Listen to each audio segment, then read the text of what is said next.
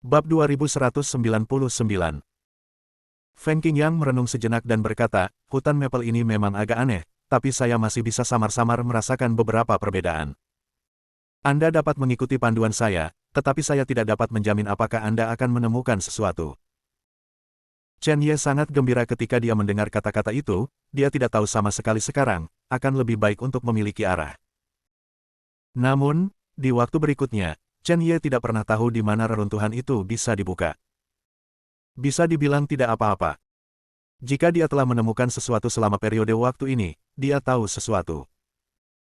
Artinya, hutan maple ini sangat besar. Ini hampir tak terbatas.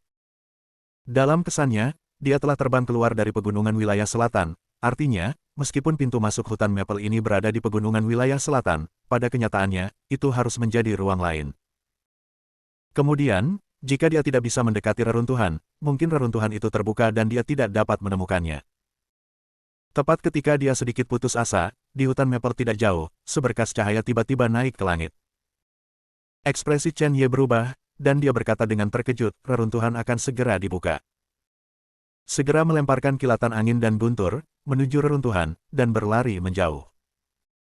Pada saat yang sama, istana Kaisar Lingxian. Sinar cahaya berlangsung sepanjang hari. Ling Yun berjalan keluar dengan cukup puas, dan dia memiliki aura segel pintu yang kuat di sekelilingnya. Ini adalah batas kultivasi seumur hidupnya. Untuk menghancurkan Chen Ye dalam janji 1 tahun, dia tidak ragu untuk mengorbankan potensi kultivasinya. Dia ditakdirkan untuk tidak bisa melangkah ke alam yang lebih tinggi. Keadaan saat ini adalah batas yang dapat ditingkatkan secara paksa oleh istana Kaisar Lingxian untuknya. Bahkan umur panjangnya ditekan hingga ekstrim. Tapi itu semua worth it. Dia suka memiliki kekuatan. Dia sepertinya melihat dirinya menginjak Chen Ye di bawah kakinya, dan mata putus asa pihak lain. Bagaimanapun, semut adalah semut, kualifikasi apa yang mereka miliki untuk mengguncang auranya. Dia berjalan keluar 1 langkah, dan tanpa berpikir, dia menebak bahwa tepuk tangan dan mata iri yang tak terhitung jumlahnya menyambutnya. Namun, ketika dia merasakan cahaya, dia menemukan bahwa tidak ada yang menyambutnya. Apakah semua orang di istana Kaisar Lingxian sudah mati? Dia marah.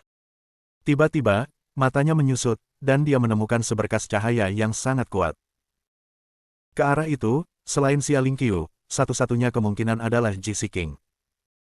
Dia berjalan cepat, tetapi menemukan bahwa di menara yang tinggi, seberkas cahaya mencapai langit.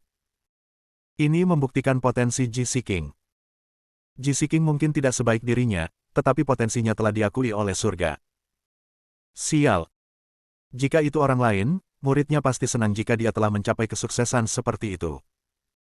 Namun, auranya saat ini hanyalah kecemburuan dan kemarahan. Dia melihat banyak orang melihat ke bawah menara, dan banyak orang penuh dengan mata iri. Mata Palace Master Xia Lingqiu juga ngeri. Ini harus miliknya. Xia Lingqiu juga jelas memperhatikan Ling Yun, tersenyum sedikit, dan berkata, Ling Yun, murid-murid yang kamu bawa dari Kunlun Su benar-benar baik. Sepertinya ada sesuatu yang luar biasa tersembunyi dalam garis keturunan Ji Siqing ini. Bahkan jika dia dimasukkan ke dalam kerajaan Tuhan, dia tidak akan dikuburkan. Jika orang ini bisa sepenuhnya dikendalikan olehku, bukan tidak mungkin bagiku untuk memberinya posisi sebagai master istana dari istana Kaisar Lingxian. Ngomong-ngomong, Ling Yun, hanya ada beberapa hari tersisa dalam penunjukan tahun ini, aku akan mengirimmu untuk berdiskusi denganmu, dan kamu akan stabil di depan batu aneh itu beberapa hari ini. Apakah kamu memiliki kepercayaan diri untuk memenangkan anak itu dengan kultivasi dan kekuatanmu saat ini? Akhir periode penutupan sudah menjadi akhirmu. Umur hidup Anda tidak dapat diperpanjang, wilayah Anda tidak dapat melangkah lebih jauh, apakah Anda menyesalinya? Mata Ling Yun memadat dengan niat membunuh, aku tidak menyesalinya, binatang kecil itulah yang harus menyesalinya. Xia Lingqiu mengangguk, oke, tolong lepaskan semuanya. Ji Siqing telah melampaui harapanku, dan aku harus menemukan cara untuk menjadikannya boneka Xia Lingqiuku. Setelah berbicara, Xia Lingqiu menghilang. Dalam sekejap, dia muncul di menara. Ketika terobosan berakhir, mata Ji Siqing tiba-tiba terbuka, menatap Xia Lingqiu dengan sedikit kedinginan, mengapa kamu di sini? Ada sedikit rasa dingin dalam kata-kata itu. Bahkan Xia Lingqiu sedikit mengernyit. Xia Lingqiu tersenyum, dan jubahnya menari. "Si King, jangan lupa, saya memberi Anda semua sumber daya yang Anda butuhkan untuk memasuki Fengmen sekarang. Pagoda ini memandang negara sebagai harta karun. Merupakan suatu kehormatan bagi Anda untuk berkultivasi di sini." Ji Siking melirik Xia Lingqiu. "Oh." Xia Lingqiu tersenyum kaku. "Apa sikap?" Detik berikutnya, dia berhenti berbicara omong kosong, dan trik sulap menembus alis Ji Siking. Ini berbeda dari kontrol sebelumnya. Hukum ini mengandung makna jiwa yang sangat kuat, dan jiwa Ji Siking tidak tahan sama sekali. Setelah cukup waktu, penjahat seperti itu menjadi boneka Xia Lingqiu-nya. Namun, ekspresi Xia Lingqiu salah lagi segera.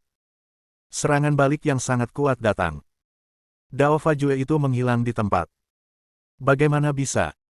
Mungkinkah roh Ji Siking jauh lebih kuat dari miliknya? Berapa lama dia berlatih? Ayo pergi, jangan ganggu latihanku. Berapa hari untuk janji 1 tahun Ling Yun dan Chen Ye?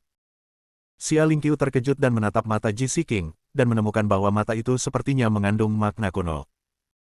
Tapi perasaan itu segera hilang. Xia Lingqiu menggelengkan kepalanya dan berkata, 9 hari. Setelah berbicara, dia menghilang. Ji Siking memejamkan matanya lagi, dan sebuah pola kuno muncul di antara alisnya. Misteri. Gaib. Itulah kemuliaan tertinggi yang dimiliki Ji Siking.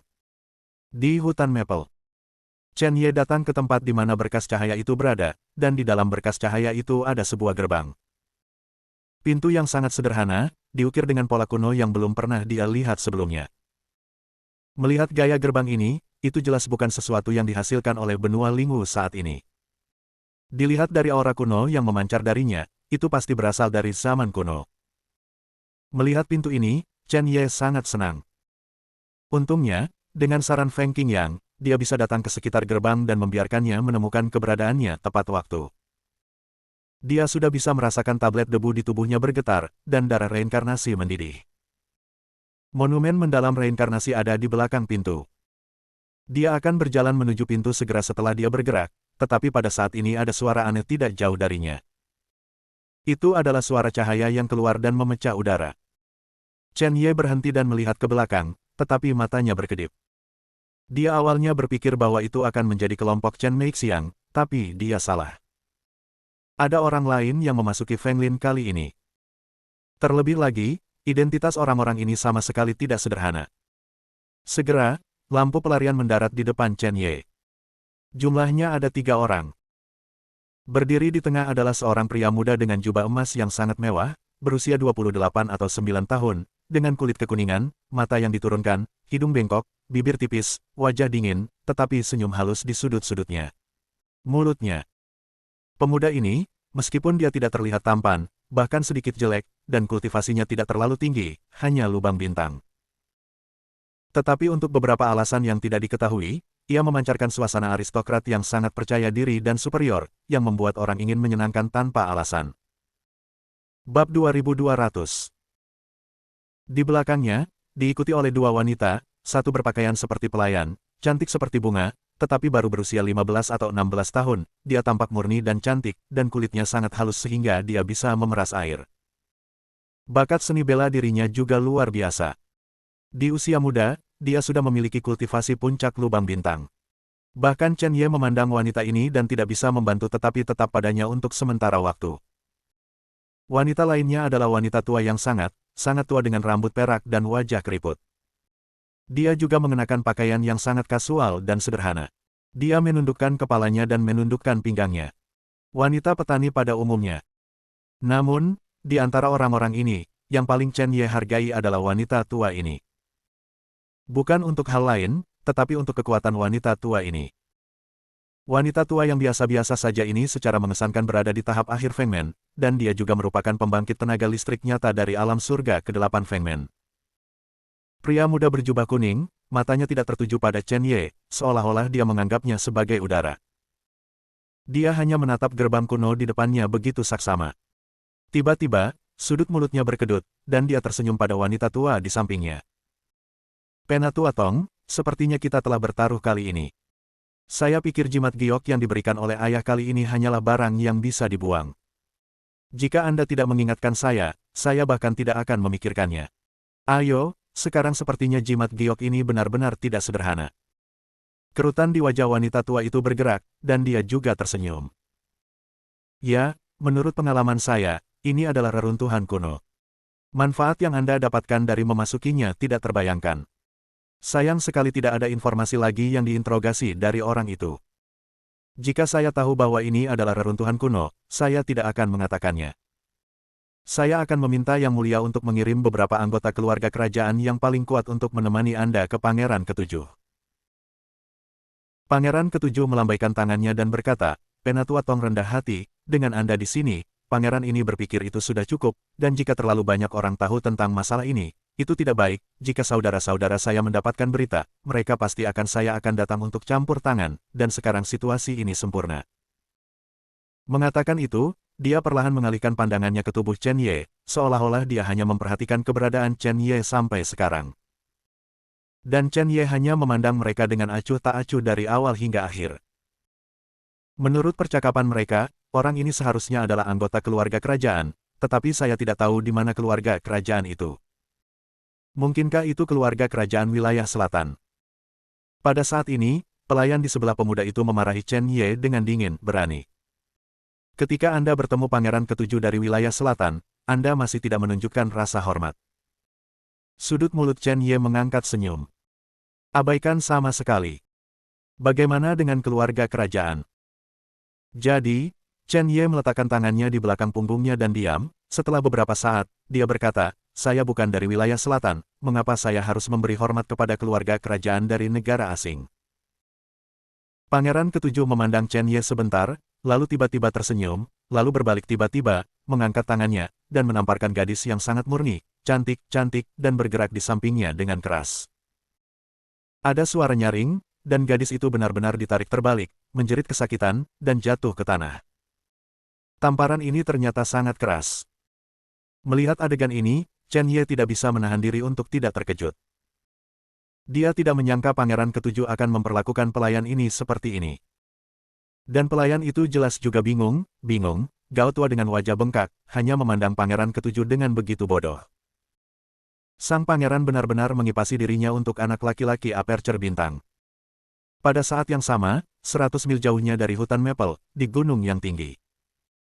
Kedua lelaki tua itu memandangi lautan awan di langit. Salah satunya adalah Raja Suci Abadi.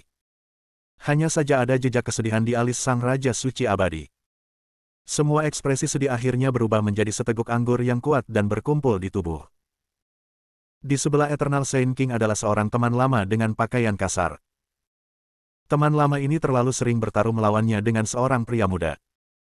Dan belum lama ini, dalam pertempuran Gunung Tianhan, teman lama itu masih kalah. Raja Suci Abadi menyesap anggur lagi dan bertanya, orang tua, apa yang kamu lakukan untukku? Apakah kamu ingin bersikap kasar? Jika kamu kalah, kamu kalah. Aku tidak akan memberimu itu. Bukannya kamu tidak tahu bahwa aku pelit? Wajah Raja Suci Abadi saat ini cukup berhati-hati. Pria tua berpakaian kasar itu menggelengkan kepalanya, ragu-ragu untuk waktu yang lama, dan berkata, Yong tua, kerajaan dewa dan istana surgawi Dao sudah mengejarmu. Kamu tidak bisa bersembunyi. Kalau tidak, kamu bisa bersembunyi di tempat itu untuk sementara waktu. Kerajaan Tuhan mengetahui kekuatanmu. Untuk menghadapimu, orang-orang yang dikirim tidak boleh lemah. Kali ini, bisakah kamu menghitung nasibmu? Lao Yong, dengarkan aku, pergi dan sembunyi. Aku tidak mau, aku hanya bisa bermain catur di depan batu nisanmu di masa depan. Mata Raja Suci Abadi berkedip, dan tidak ada jejak ketakutan di matanya. Sebaliknya, ini gratis dan mudah. Dia mengambil kendi dan menyesapnya. Dia tersenyum, orang tua, saya tidak ingin bersembunyi. Aku sudah menjadi sekumpulan tulang tua, aku kehabisan waktu, aku hanya ingin melihat anak itu tumbuh dewasa. Anak itu telah membawa terlalu banyak beban padanya. Saya ingin melihatnya menginjakkan kaki di kerajaan Tuhan, dan saya ingin melihatnya berdiri di depan istana surgawi Dao. Saya ingin melihatnya, seperti anak itu, memutuskan belenggu kerajaan Allah di dunia dengan satu pedang. Kejadian itu masih menjadi kabut di hati saya. Orang tua, tahukah kamu bahwa aku hanya punya satu kesempatan? Aku benar-benar hanya memiliki kesempatan ini. Aku takut kalah. Suara Raja Suci Abadi sedikit bergetar. Pria tua berpakaian kasar itu menghela nafas, dan dia mengerti apa yang dipikirkan Yong Lao. Tapi sebagai teman, dia hanya ingin hidup selamanya. Bahkan memalukan. Tiba-tiba, Raja Suci Abadi melangkah keluar dan meninggalkan tebing, tergantung di langit. Dia sombong, dia tampak murung, dia mengambil kendi dan menuangkan anggur. Tubuhnya bergoyang. Dia membuka mulutnya. Orang tua, saya pernah mendengar puisi di sebuah tempat bernama Huaxia. Hari ini, aku akan memberikannya padamu. Lihatlah pintu dan berhenti memikirkan Zhang Jian, dan bertahanlah sejenak untuk menunggu Dugen.